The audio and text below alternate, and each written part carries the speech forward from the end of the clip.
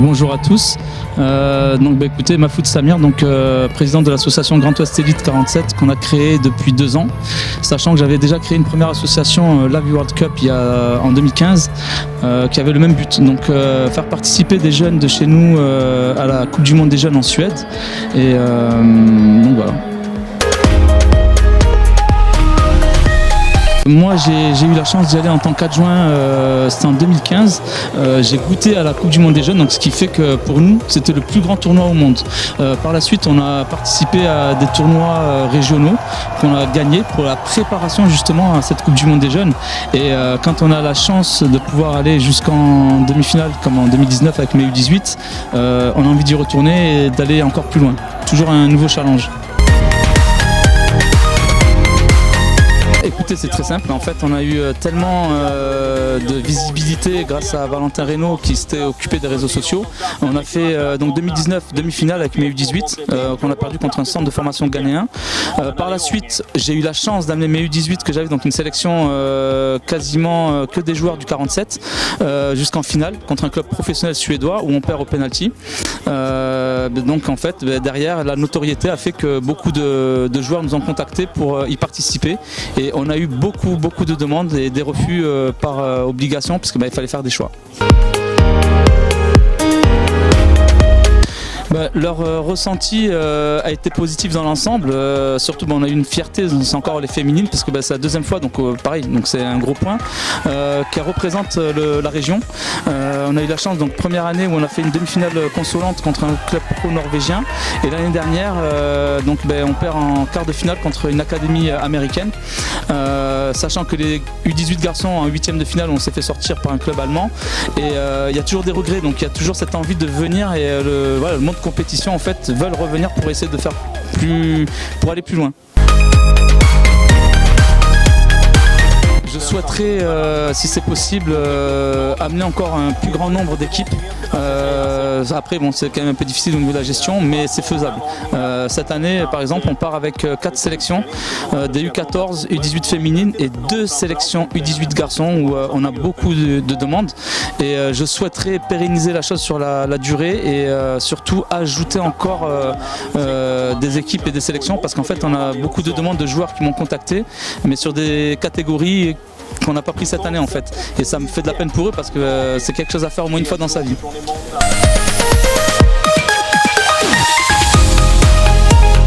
Alors on essaie, malheureusement avec la crise financière c'est compliqué, puisqu'il y a des entreprises qui continuent à nous aider, et malheureusement il y en a d'autres qui se sont désistés, et on se retrouve à rechercher encore du sponsoring pour pouvoir financer certains repas et trajets pour la compétition, en fait, pour amener les enfants jusqu'en Suède. C'est très simple, moi je souhaiterais que d'autres entreprises viennent se joindre à nous sur ce projet mondial, parce qu'il y a quand même 82 nations qui sont représentées en Suède. C'est retransmis sur plusieurs chaînes.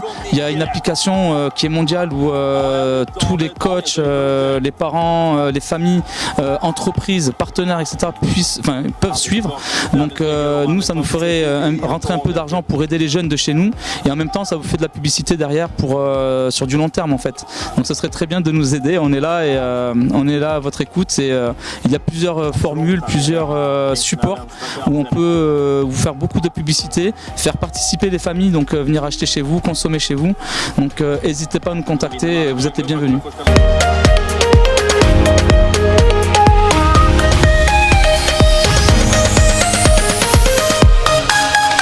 Écoutez, c'est très simple, donc la compétition se déroule en juillet. Mi-août, on est déjà sur les starting blocks, puisqu'on prépare déjà pour l'année d'après. On se réunit avec les membres du bureau, donc tous bénévoles, tout comme moi, où on décide des catégories qu'on va amener en Suède pour l'été prochain. On se met d'accord, on met en place les coachs et futurs coachs en fait, qui vont gérer ces équipes, et on délègue à chacun une mission en fait, pour qui puissent amener un plus en fait à l'association. Donc il y en a un qui s'occupe du sponsoring, une personne qui s'occupe de la sélection des équipes, une qui va essayer de gérer tout ce qui est organisation sur la logistique en fait. Donc on essaie vraiment de répartir tout ça sur tous les membres de l'association, que je remercie infiniment d'ailleurs, parce qu'on a la chance d'avoir quand même beaucoup de personnes qui nous accompagnent. Je peux pas toutes les citer malheureusement, mais je sais que je pense à vous en fait, tous, et merci, un grand merci à vous. C'est pour ça que c'est bien d'être assez nombreux au niveau de l'association pour pouvoir gérer cette logistique et ce transfert.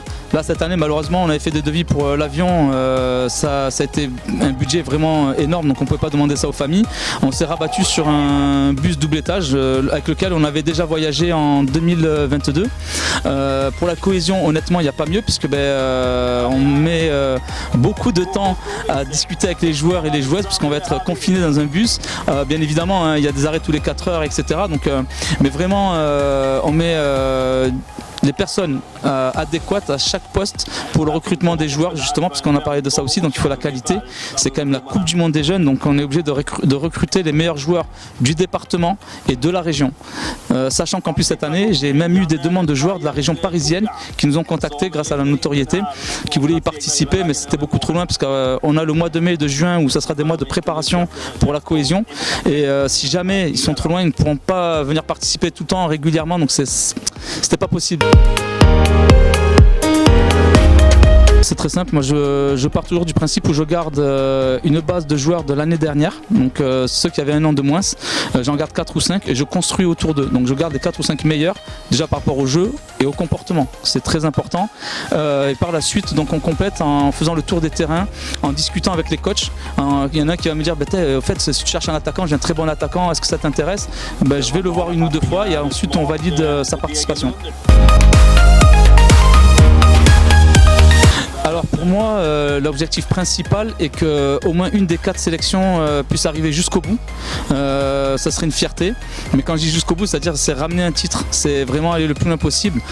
Minimum 8e de finale pour les autres équipes, et donc on va tout faire pour essayer de ramener la coupe à la maison comme on dit. C'est des émotions en fait émotionnellement mais incroyables.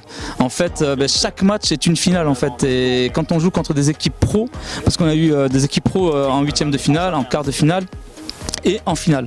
Donc et perdre au penalty pour nous c'est quand même déjà un succès, parce qu'arriver jusque là avec des joueurs, donc notamment en 2023 où c'était que des joueurs du 47, je tiens, enfin voilà, c'était une fierté, et les joueurs eux-mêmes voulaient revenir l'année d'après. Bon, bien évidemment c'était pas possible parce qu'ils passaient d'une catégorie au-dessus, donc on pouvait pas les reprendre, mais émotionnellement en fait il faut le vivre au moins une fois dans sa vie pour voir ce que c'est. Croyez-moi que j'espère qu'on va le vivre cette année. Écoutez, justement c'est déjà de bien les préparer au mois de mai et au mois de juin, psychologiquement aussi, parce que il faut pas oublier que pour arriver jusqu'en finale, donc à la Gothia, vous l'avez dit, c'est une semaine, un match de poule le lundi, un le mardi, un le mercredi, et par la suite donc c'est 2 matchs le jeudi pour se qualifier, et pour arriver en demi-finale le vendredi c'est 3 matchs dans la même journée. Donc c'est important d'avoir un groupe étoffé de qualité, et surtout de bien les préparer psychologiquement pour qu'ils aillent jusqu'au bout et ne pas lâcher. Je donne l'exemple juste de 2019 où on est arrivé en demi-finale, où on s'y attendait pas, où on tombe contre une académie donc ghanéenne. Bon, bien évidemment c'était un super match, on fait match nul, on perd au penalty. J'ai des joueurs qui psychologiquement n'étaient pas prêts, se sont effondrés, mais quand je dis effondrés c'était presque une dépression, donc c'était très compliqué, d'où l'importance maintenant avec l'expérience de leur apporter ce petit côté psychologique en fait, de bien les préparer. C'est du haut niveau, donc match de poule encore ça peut aller parce que c'est des équipes comme des petits clubs, bon voilà, l'essentiel c'est de sortir dans les 2 premiers, et par la suite par contre il ne reste que les gros morceaux, et là par contre c'est beaucoup plus compliqué, et c'est là où intervient justement la gestion de la fatigue, le stress, donc la psychologie rentre en ligne de compte en fait, justement parce qu'on est beaucoup fatigué, on marche beaucoup là-bas en fait en Suède, on piétine beaucoup, donc les muscles, enfin c'est quand même assez fatigant. D'où une bonne hygiène et notamment on a instauré un règlement intérieur assez costaud où les joueurs devront appliquer ce qu'on leur demandera de faire pour être en forme le lendemain et être aptes et prêts à gagner le match qui suit. C'est très très simple. Le site de la Gotia donne déjà les prix officiels. Ensuite intervient là où on ne maîtrise pas, c'est le voyagiste. On ne sait pas à chaque fois le budget jusqu'au dernier moment. Ensuite on a l'équipementier justement. Donc d'ailleurs je remercie Franck d'Intersport Marmande qui nous a fait un très bon prix cette année, un joli pack. Et donc voilà, donc c'est vraiment très important d'être au juste prix comme on dit. Cette année on part sur un budget de 1000 € par personne qui comprend tout, le voyage, l'hébergement, les repas sur la route, il y a tout, l'équipement donc, et surtout l'encadrement par des coachs donc, qualifiés et diplômés. Oui, on a le Havana donc, qui est sur Boé, qui est un partenaire officiel donc nouveau et qui veut pérenniser la chose. On a le Noah donc, qui est sur Paris, qui a validé aussi, donc pareil, une entreprise de la région parisienne qui a validé, donc je tiens à te remercier. Et on a le Buffalo Gris normalement qui nous accompagne de Villeneuve, donc pareil, donc je tiens à vous remercier, sachant qu'on a encore d'autres maillots à floquer, donc vous êtes les bienvenus si vous voulez nous accompagner. Mais complètement, et puis ça nous relance, pas sur le marché, j'aime pas dire ça, mais ça prouve qu'on fait beaucoup d'efforts, qu'on met des joueurs dans de bonnes conditions. Il y a une maman tout à l'heure qui est venue me voir, me dit ah, mais c'est chouette ce qu'il y a au niveau des vidéos qu'il y a sur le site et tout, ça nous apporte une nouveauté, et sachant qu'en plus on a la chance d'avoir un vidéaste, donc Fred, qui va nous accompagner tout le long du voyage, qui va faire des lives, qui va faire des mini-séries, donc attendez-vous à du lourd. Alors, pour moi, la chose la plus essentielle, ce serait de voir le sourire des joueurs et des joueuses quand ils gagnent un match, même quand ils perdent contre une très grosse équipe. Le regard ne trompe pas, et moi ce que j'aime, c'est leur apporter cette expérience. Quand ils reviennent dans leur club, ils ont vu un autre football, une autre dimension, ils apportent ça, et ça pour moi c'est une joie en fait. Et moi j'espère juste que voilà, ça va les faire progresser dans leur vie, côté humain mais surtout côté sportif, où ça serait une fierté pour nous qu'après derrière il y a des joueurs qui puissent partir dans des clubs pro ou des joueuses, et ça peut vite arriver, donc à vous de donner et de mettre les bons ingrédients et à nous de les structurer pour y arriver. Je leur dirais concentration, respect des consignes et surtout prendre du plaisir. Donc vous pouvez nous suivre sur Facebook, Grand Ouest Elite 47, Instagram, c'est la même chose. On a le site YouTube, donc au même nom, Grand Ouest Elite 47, vous allez trouver beaucoup d'informations, beaucoup de vidéos sur les nouveaux partenaires, sur les partenaires, et une chose nouvelle pour les joueurs et les joueuses, il y a des vidéos CV donc, qui sont faites. C'est vraiment très important de pouvoir jeter un œil, vous verrez, vous êtes agréablement surpris.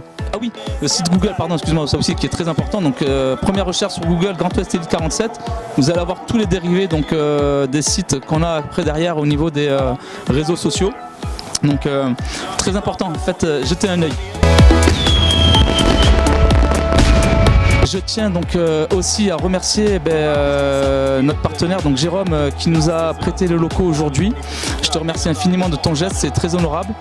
Kevin et sa femme donc, qui ont cuisiné des lasagnes maison, donc qui est traiteur aussi, vous pouvez trouver sur notre site sa carte de visite, qui fait de très bons plats.